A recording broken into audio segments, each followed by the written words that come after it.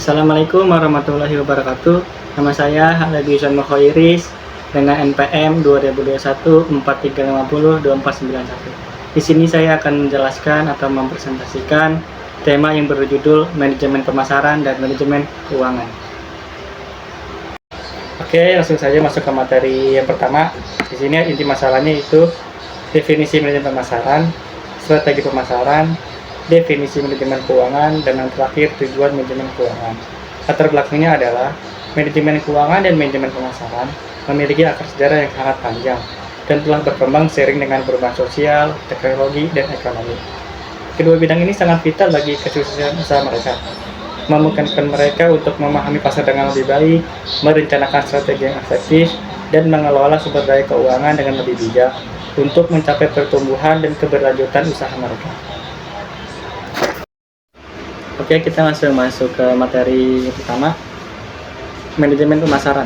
Apa sih itu manajemen pemasaran?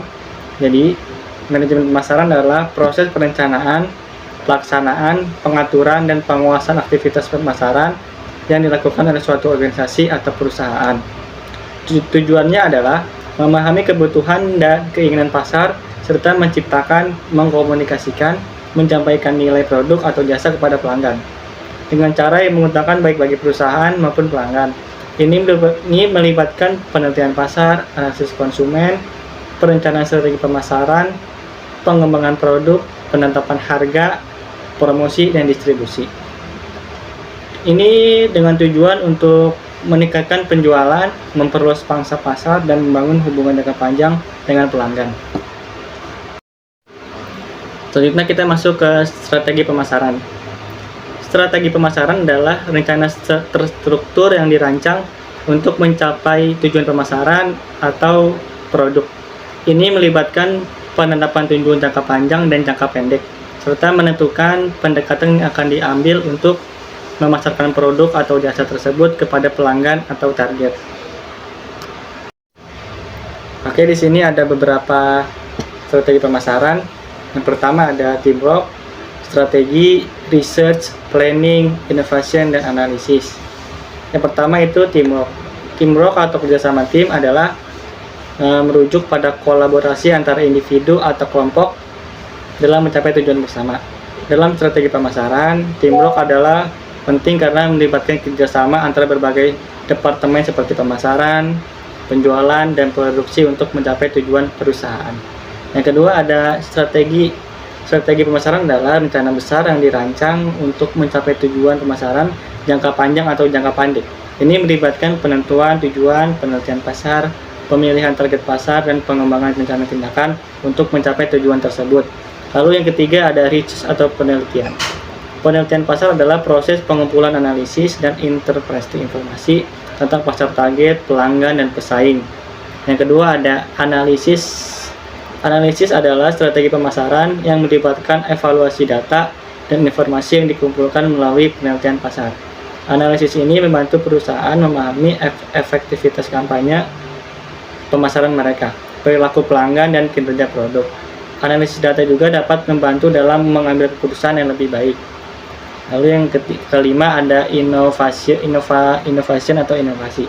Inovasi dalam strategi pemasaran mencakup pengembangan ide-ide baru untuk produk atau layanan, penggunaan teknologi terkini, dan pendekatan kreatif untuk memasarkan produk atau layanan. Inovasi ini membantu perusahaan tetap relevan di pasar yang terus berubah dan memenuhi kebutuhan pelanggan yang terus berkembang. Dan yang terakhir ada planning atau perencanaan. Perencanaan dalam konteks strategi pemasaran melibatkan pengembangan rencana tindakan yang terperinci berdasarkan penelitian pasar dan analisis.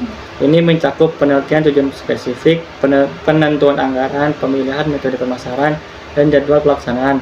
Perencanaan yang baik memastikan bahwa upaya pemasaran dilaksanakan dengan efektif dan efisien.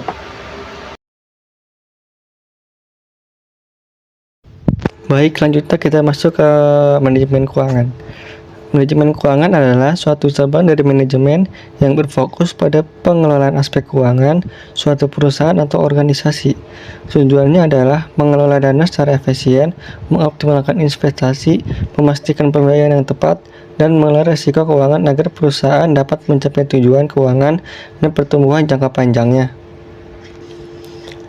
Manajemen keuangan melibatkan sejumlah kegiatan, termasuk perencanaan keuangan, penganggaran, pengelolaan kas, analisis investasi, pembiayaan proyek, manajemen risiko keuangan, dan pelaporan keuangan.